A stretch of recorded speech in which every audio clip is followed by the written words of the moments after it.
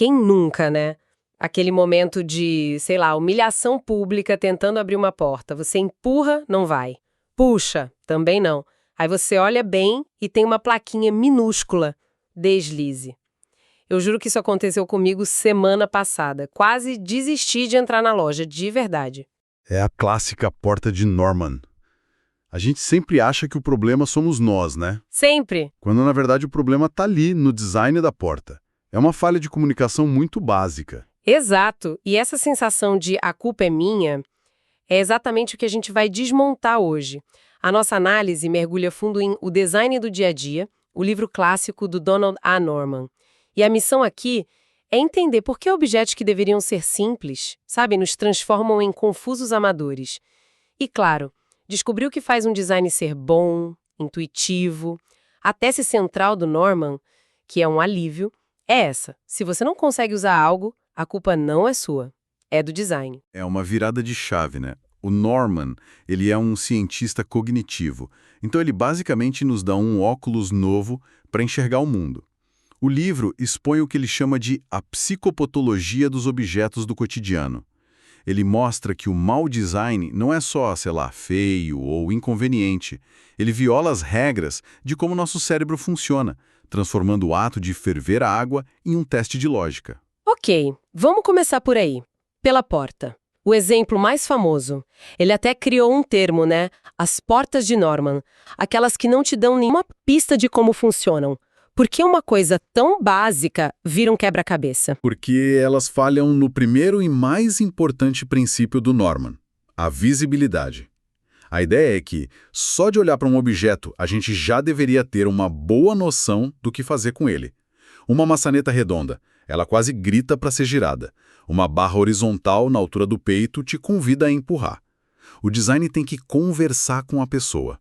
Se você precisa de uma placa de empurre, O design já falhou. já falhou. Exatamente. A missão principal dele não foi cumprida. Isso me lembra o controle remoto da TV lá de casa. Tem os 50 botões, 40 deles são idênticos. A função Sleep Timer está escondida do lado de um botão que muda a entrada de vídeo. É sempre uma aventura. A visibilidade ali é zero. Você não sabe o que cada botão faz, nem o estado atual da TV, sem ficar apertando e torcendo. Exatamente.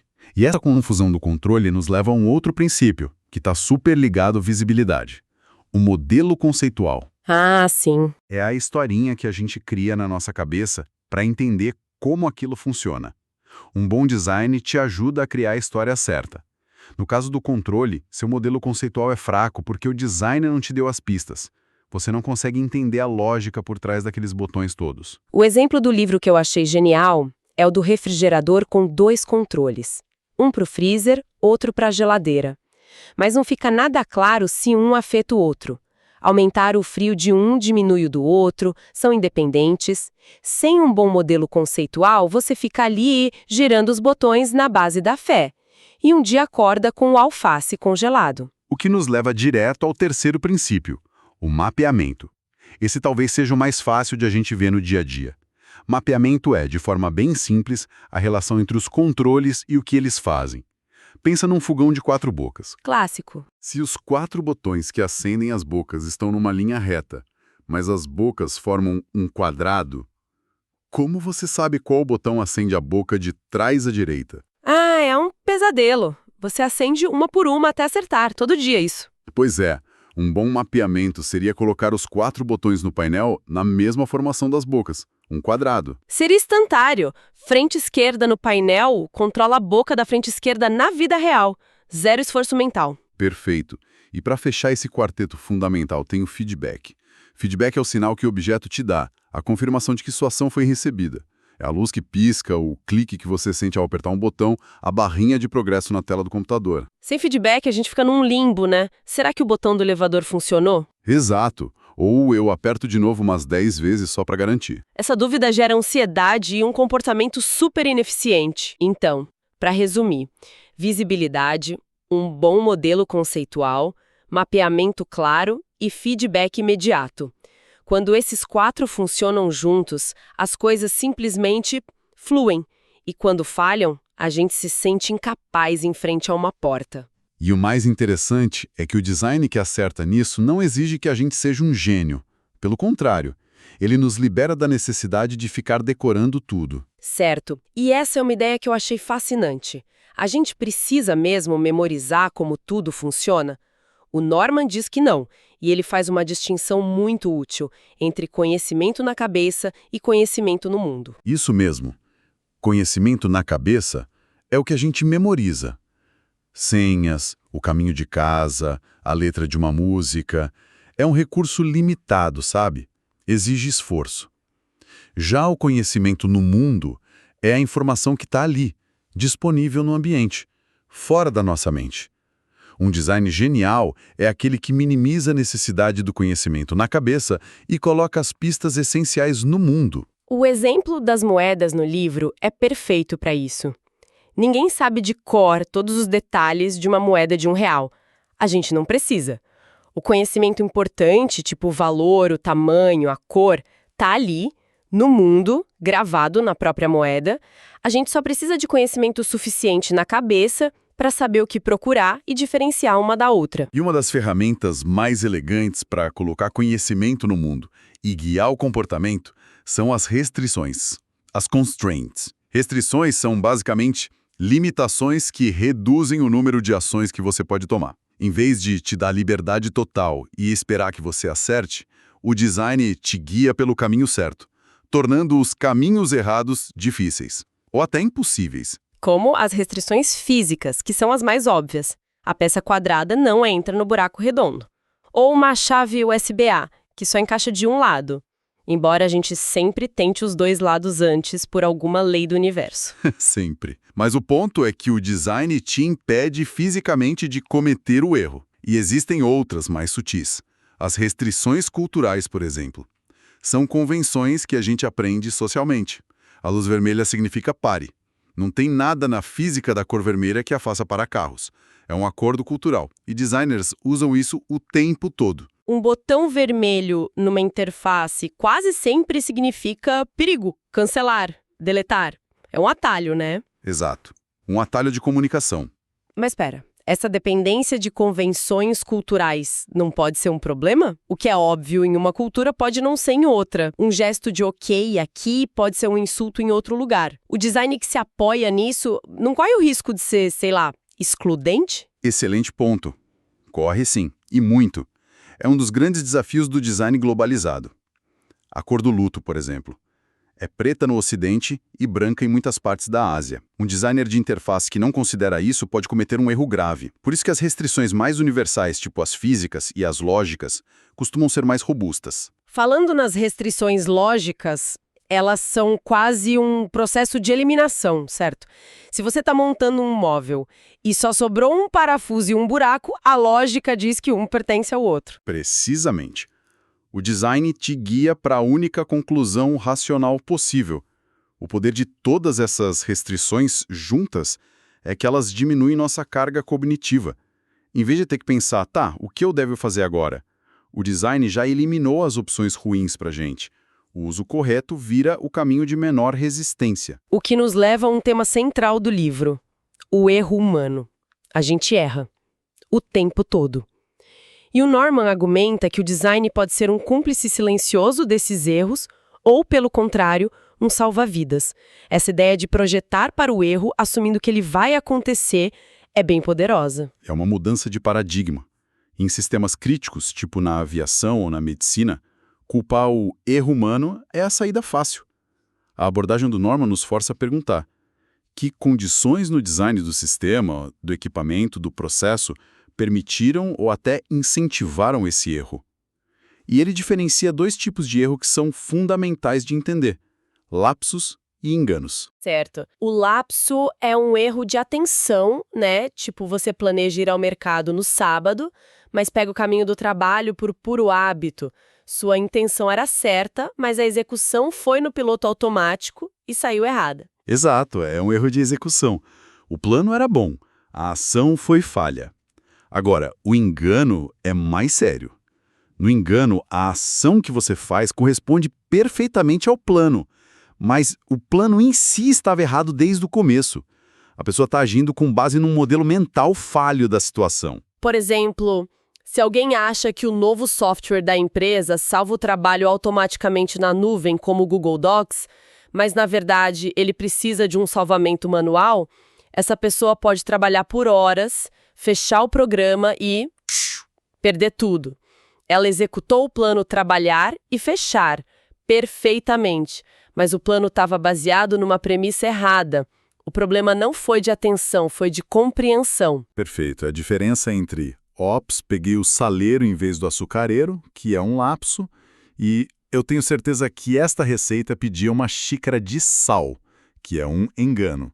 E o design pode ajudar a prevenir os dois. Para os lapsos, uma das ferramentas mais eficazes são as funções forçadas, ou forcing functions. Assim, o exemplo do caixa eletrônico é ótimo.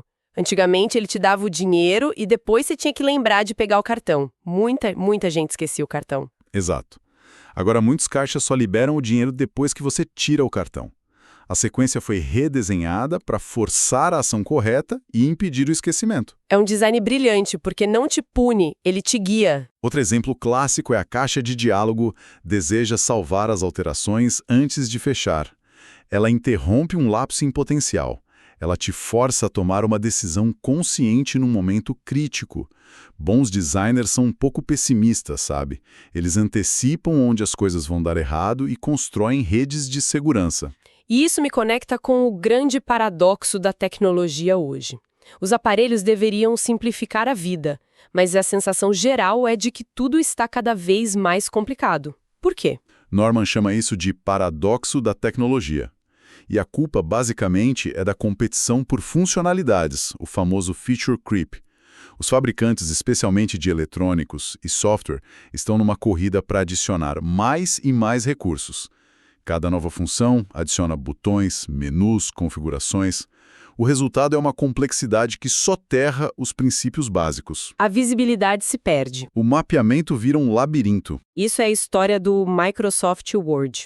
Um programa que 90% das pessoas usam para escrever textos simples, mas que tem centenas de funções que a maioria nunca vai nem tocar.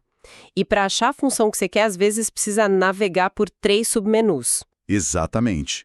Ou pense nos sistemas dos carros modernos, que estão migrando tudo para telas sensíveis ao toque. Para aumentar o volume ou a ventilação, você agora precisa desviar o olho da estrada, navegar por uma interface e tocar num ponto específico. Um botão físico que você podia operar pelo tato, sem olhar, era um design infinitamente superior em termos de segurança e feedback. A tecnologia permitiu algo novo, mas o resultado para a pessoa que usa foi pior. Piorou? A solução, então, não é menos tecnologia, mas um design que coloque as pessoas em primeiro lugar. E esse é o coração do design centrado no usuário. O ponto de partida não pode ser o que essa tecnologia pode fazer. Tem que ser quais são as necessidades, capacidades e limitações das pessoas que vão usar isso. A tecnologia é o meio, não o fim. E o Norman resume essa filosofia toda em 7 princípios para transformar tarefas difíceis em simples, que funcionam como um ótimo checklist. É uma boa síntese de tudo. O primeiro é usar o conhecimento tanto do mundo quanto da cabeça. O segundo, simplificar a estrutura das tarefas. Não fazer a pessoa dar 10 passos para algo que poderia ser feito em 2. O terceiro, tornar as coisas visíveis, deixar claro o que é possível fazer e qual o estado atual do sistema. Quarto, acertar os mapeamentos.